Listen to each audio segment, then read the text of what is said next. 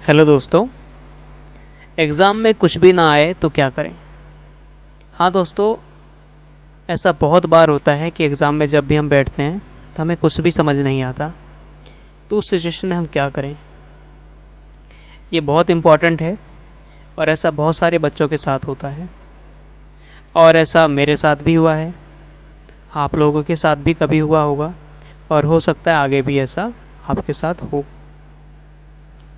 Paper में ऐसा बहुत बार होता है कि क्वेश्चन कई बार ऐसे पूछा जाता है कि अब क्वेश्चन का एक भी पार्ट हमें समझ में नहीं आता, या किसी किसी के साथ तो ऐसा सिचुएशन हो जाता है कि उसे पूरा का पूरा पेपर ही समझ में नहीं आता।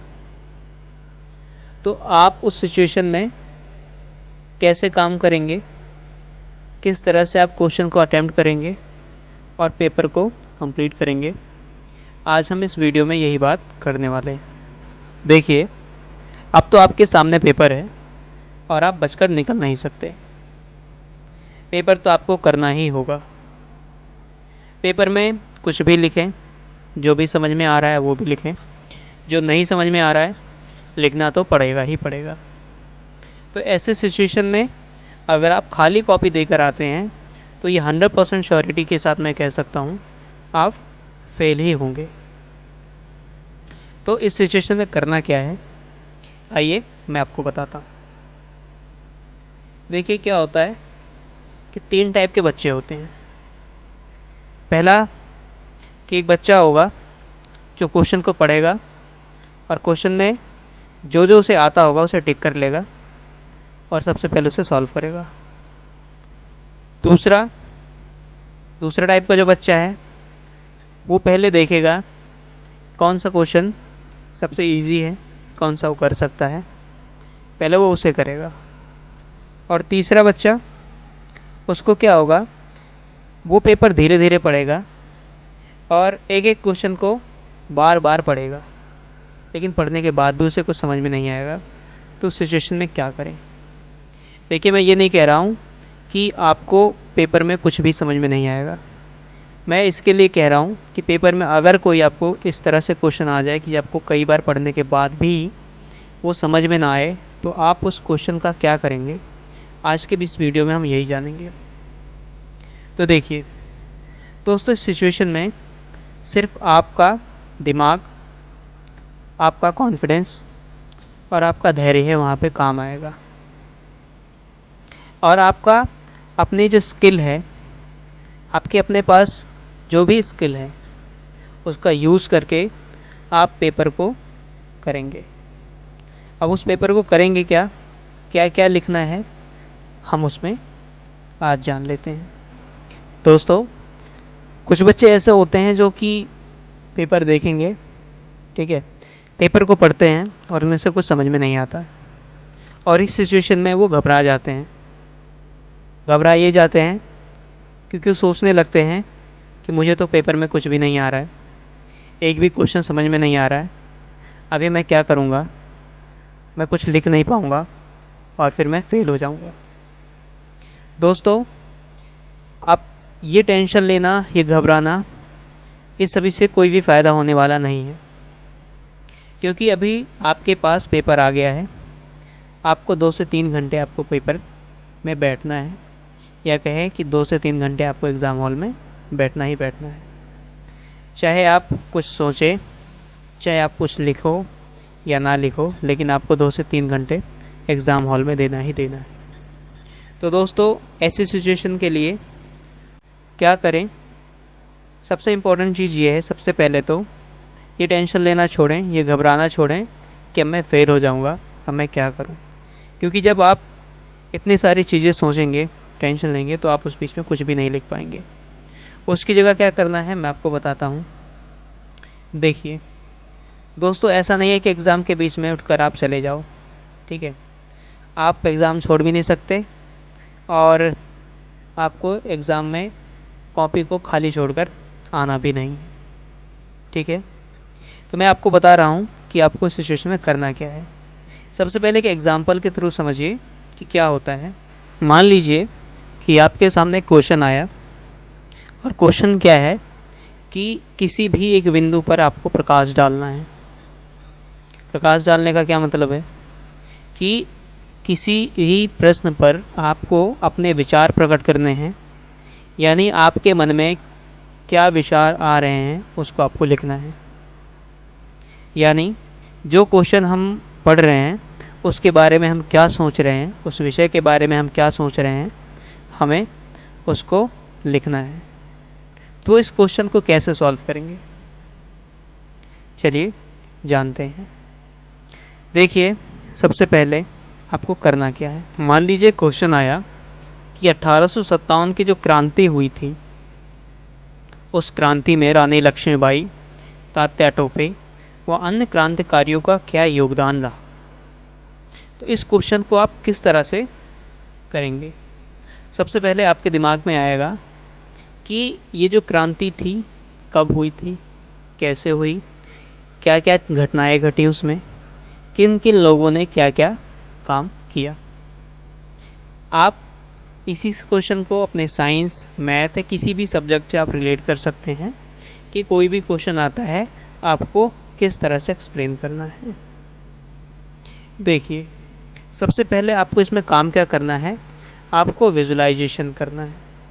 विजुलाइजेशन करना है क्योंकि जब आप विजुलाइजेशन करते हैं, ठीक है, तो आपको लिखने में आसानी होगी।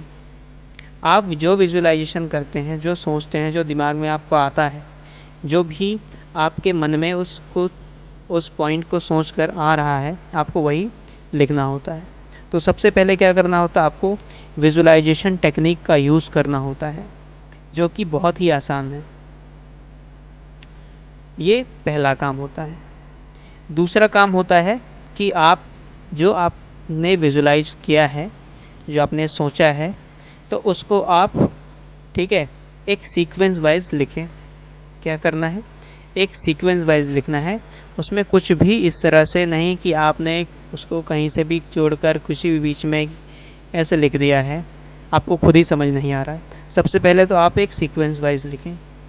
तीसरा काम आपको क्या करना है, तीसरा काम करना है कि आपको, ठीक है, क्वेश्चन पेपर का जो मॉडल है, उसके मॉडल में आपको उसी के अराउंड, उस क्वेश्चन के अराउंड ही जो चीज़ें, घटनाएं घटी हैं, आपको वो चीज़ें सोचकर विजुलाइज करके वो लिखना है। तो सबसे इम्पॉर्टेंट काम यही है कि आप जो आंसर लिखें वो क्वेश्चन के अराउंड ही हो। ऐसा नहीं है आपसे पूछा जा रहा है 1857 की क्रांति में क्या हुआ, उसमें रानी लक्ष्मीबाई का क्या योगदान रहा, और उसमें आप महात्मा गांधी जी के बारे में बता रहे हैं कि उन्होंने दांडी मार्च किया था, सविनय आंदोलन चलाया था, इस तरह से। तो ये तो बिल्कुल क्या हो जाएगा, उसके अपोजिट हो जाएगा। ठीक है, तो आपको क्वेश्चन के अराउंड ही लिखना है। इसमें एक काम कर सकते हैं कि आपको जब इस तरह से कोई क्वेश्चन आए तो उससे रिलेटेड जो भी नाम आपको पता है, जैसे क्वेश्चन में हमने बात की 1857 की क्रांति में, तो इसमें आप मुग़लों के बारे में लिख सकते हैं कि उनका क्या योगदान रहा। बहादुर शाह जफ़र, जैसे कि वो आखिरी बादशाह रहे मुग़ल के। इसके साथ साथ रानी लक्ष्मीबाई, तात्या टोपे, वीर कुंवर सिंह और भी ऐसे बहुत सारे राजा महाराजा हुए जिन्होंने 1857 की क्रांति में अहम भूमिका निभाई। ठीक है, तो सबसे पहले आपने यही सीखा कि सबसे पहले आपको विजुलाइज करना है, क्वेश्चन को एनालाइज करना है, क्वेश्चन को ध्यान से पढ़ना है। और ऐसा कभी नहीं हुआ कि क्वेश्चन में से आपको एक भी शब्द समझ नहीं आ रहा होगा, आपको एक ना एक शब्द तो समझ में आ रहा होगा। आपको उसी के अराउंड, उसी के सराउंडिंग आपको आंसर करना है। ठीक है, अगर आप इस तरह से करते हैं, ठीक है, आप इस तरह से लिखते हैं, तो आपको फेल नहीं होना है। आप फेल हो ही नहीं सकते, आप 100% पास होंगे और एक अच्छा स्कोर करेंगे। ठीक है, लेकिन कई बार ऐसा हो जाता है कि ऊपर नीचे में जो क्वेश्चन होता है वो रिलेट नहीं हो पाता। ठीक है, तो हम क्या करें, तो उस क्वेश्चन का आंसर कैसे करें। कोई उस क्वेश्चन का आंसर कई अपने तरीके से लिखता है, कोई अपने तरीके से लिखता है, लेकिन मैं बताता हूँ आपको इसमें कैसे करना होता है। देखिए, जब भी आपको ऐसा लगे कि आपका जो क्वेश्चन है एक ही साथ रिलेट हो रहा है, क्योंकि मैं भी समझ सकता हूँ, क्योंकि जब आप क्वेश्चन लिखना शुरू करते हैं तो आपको अगर कुछ भी नहीं आ रहा है तो एक क्वेश्चन का दूसरे क्वेश्चन में आप मर्ज कर देते हैं। आधा उसका आधा इसका, और इस तरह से लिख देते हैं। सबसे पहला यही काम करना है कि इस तरह से बिल्कुल नहीं करना है। आपको क्या करना है, आपके क्वेश्चन के सराउंड ही आंसर लिखना है। इसके साथ साथ आप अपने आंसर के बीच में क्या करना होगा, जब भी आप आंसर लिखें तो उसके बीच में कुछ इंपॉर्टेंट फैक्ट्स अगर आपको याद हो या कभी सुना हो या जाना हो उस फैक्ट के बारे में, अगर आपको ध्यान में आ रहा हो, कुछ भी आ रहा हो उस आंसर से या क्वेश्चन से रिलेटेड, तो आप उसे ज़रूर लिखें। ये ना शर्माएं कि आपको क्या होगा कि आता ही नहीं, या फिर मैं लिखूँगा तो इसका मेरे टीचर पढ़ेंगे तो क्या आंसर देंगे, क्या हंसेंगे, बोलेंगे, क्या रिएक्शन होगा। बिल्कुल नहीं। देखिए, आपको बस एक ही चीज़ सोचना है, अगर आप पेपर खाली देकर आएंगे तो आपको 0 नंबर आएगा, ठीक है। और अगर आप कुछ भी लिख कर आएंगे तो ऐसा तो है नहीं कि आपको माइनस मार्किंग मिलेगा। वहाँ पे ऐसा कभी नहीं होता कि आपने लिखा, ठीक है, और ये टीचर को पसंद नहीं आया तो उसने आपको माइनस में नंबर दे दिया, फिर आपके नंबर काट लिए। आपको अगर आपने लिखा है तो आपको 1 नंबर 2 नंबर ये तो ज़रूर ही ज़रूर मिलेगा। लेकिन अगर आपने उसी को एक क्वेश्चन के सराउंडिंग लिखा है तो 4 में से 3 नंबर, 3.5 नंबर, इतना तक तो आपको मिल सकता है। तो बस यही लास्ट है। सबसे पहले यही करना है कि क्वेश्चन को विजुलाइज़ करना है, घबराना नहीं है, ठीक है। अगर आप घबराएं तो आप क्वेश्चन का आंसर नहीं कर पाओगे। सबसे पहला यही काम करना है कि घबराना नहीं है, क्वेश्चन को विजुलाइज़ करना है, ठीक है। और क्वेश्चन को पहले टिक कर लेना है, क्या नहीं आ रहा है, क्या आ रहा है। जो जो आपको पहले आ रहा है उन क्वेश्चन के आंसर आप पहले लिखें, और जो नहीं आ रहा है उन क्वेश्चन को आप बाद में अटैम्प्ट करने के लिए छोड़ दें। और आप जब भी आंसर करें तो कोशिश करें कि सीक्वेंस वाइज हो। पहले जो जो क्वेश्चन आ रहा हो एक सीक्वेंस से उसको आंसर कर लीजिए, और जो नहीं आ रहा है फिर उन क्वेश्चन पर आप लास्ट में आइए। और उनको जब लिखने का तरीका यही है कि आप पहले विजुलाइज़ करें उसको, एक